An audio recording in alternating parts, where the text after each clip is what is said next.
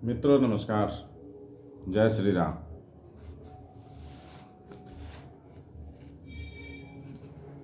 स्वागत है सभी लोगों का आज के इस नए प्रसंग में।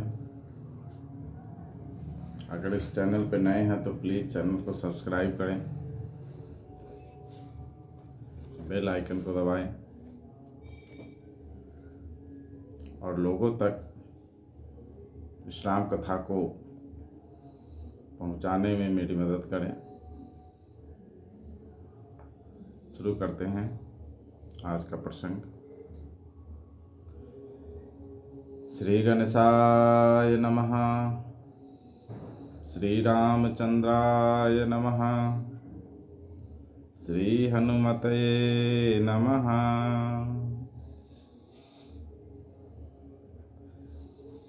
सचिव धर्म रुचि हरिपद प्रीति, नृपहित हेतु सीखब नीति नीति।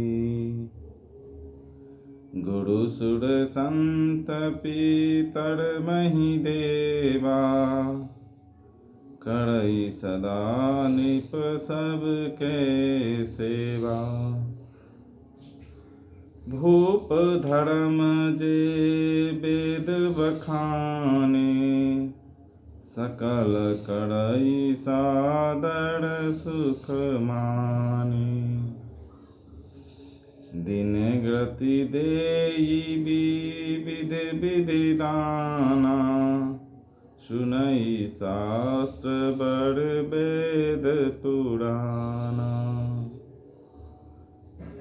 नाना बापी कूप तड़ागा, सुमन बाटिका सुंदर बागा।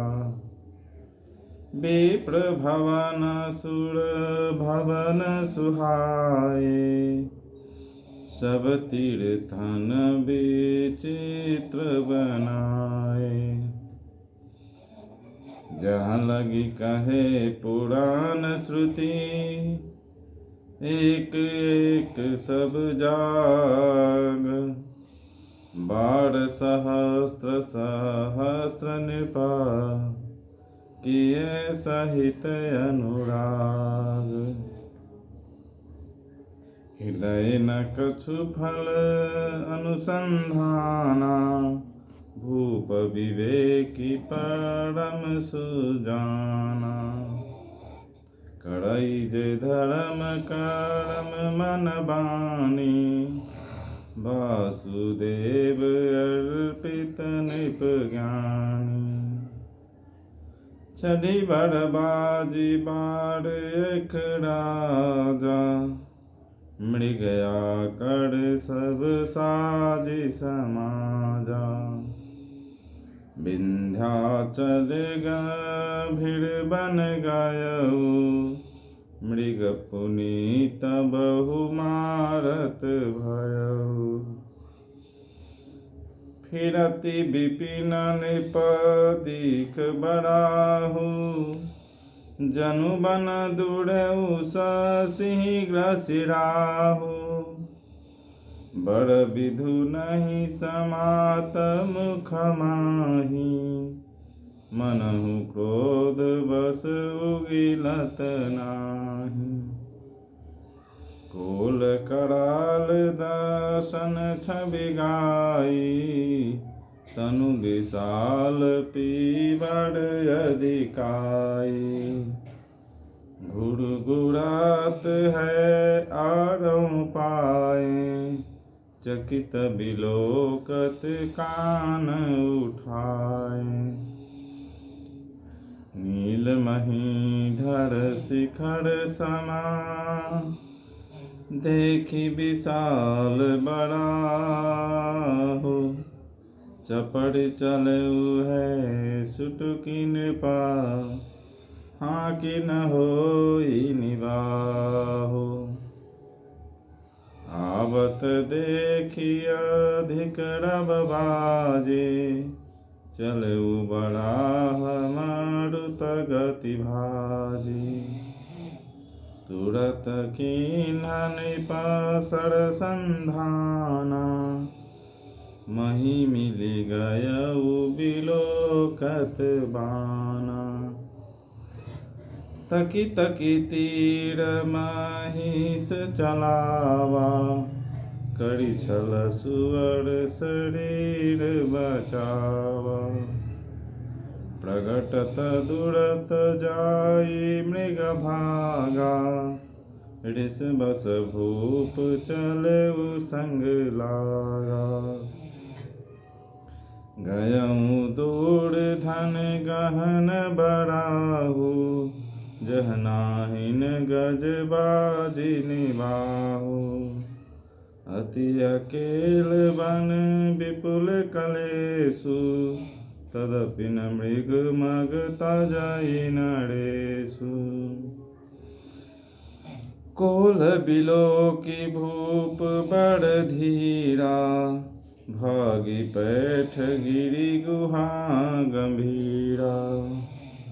अगम देखिन अति पछताई। फिरेउ महाबन पड़ेउ भुलाई। खेद खीन क्षुभित तृषिता। राजा बाजी समेत। खोजत व्याकुल सरित सर। जल बिनु भयउ अचेत। धर्म रुचि मंत्री का श्री हरि के चरणों में प्रेम था। वह राजा के हित के लिए सदा उसको नीति सिखाया करता था।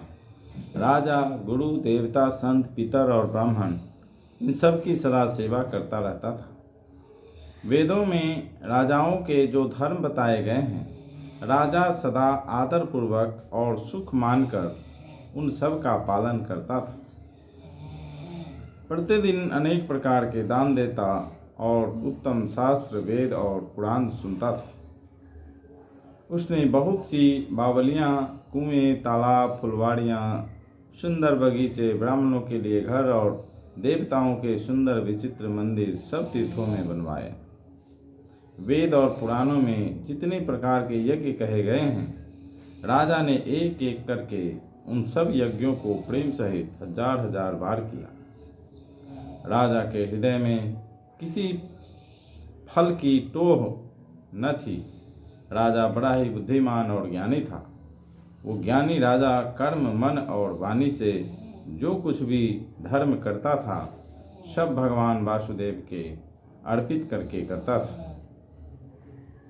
एक बार वो राजा एक अच्छे घोड़े पर सवार होकर शिकार का सब सामान सजाकर विंध्याचल के घने जंगल में गया और वहाँ उसने बहुत से उत्तम उत्तम हिरण मारे। राजा ने वन में फिरते हुए एक सुअर को देखा। दांतों के कारण वो ऐसा दिख पड़ता था मानो चंद्रमा को ग्रस कर मुंह में पकड़कर राहु वन में आ छिपा। चंद्रमा बड़ा होने से उसके मुंह में समाता नहीं है और मानो क्रोधवश वो भी उसे उगलता नहीं। ये तो सुअर के भयानक दांतों की शोभा कही गई। इधर उसका शरीर भी बहुत विशाल और मोटा था। घोड़े की आहट पाकर वह गुड़गुड़ाता हुआ कान उठाए चौकन्ना होकर देख रहा था। नील पर्वत के शिखर के समान विशाल शरीर वाले उस सुअर को देखकर राजा घोड़े को चाबुक लगाकर तेजी से चला और उसने सुअर को ललकारा कि अब तेरा बचाव नहीं हो सकता। अधिक शब्द करते हुए घोड़े को अपनी तरफ आता देखकर सुअर पवन वेग से भाग चला। राजा ने तुरंत ही बाण को धनुष पर चढ़ाया। सुअर बाण को देखते ही धरती में दुबक गया। राजा तक कर तीर चलाता है, परंतु सुअर छल करके शरीर को बचाता जाता है।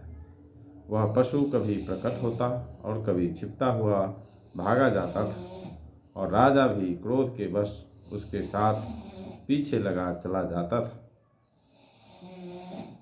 सुअर बहुत दूर ऐसे घने जंगलों में चला गया जहाँ हाथी घोड़े का निवाह नहीं था।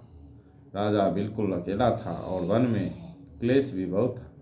फिर भी राजा ने उस पशु का पीछा नहीं छोड़ा। राजा को बड़ा धैर्यवान देखकर सुअर भागकर पहाड़ की एक गहरी गुफा में जा घुसा।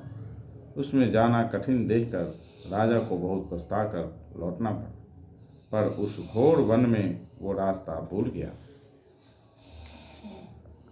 बहुत परिश्रम करने से थका हुआ और घोड़े समेत भूख प्यास से व्याकुल राजा नदी तालाब खोजता खोजता पानी बिना बेहाल हो गया। इससे आगे का प्रसंग फिर अगले सुबह। तब तक के लिए इजाज़त दीजिए। श्री रामचंद्र जी आप सभी पे कृपा बनाए रखें। चैनल को सब्सक्राइब जरूर करें। मिलते हैं नए प्रसंग में। जय श्री राम।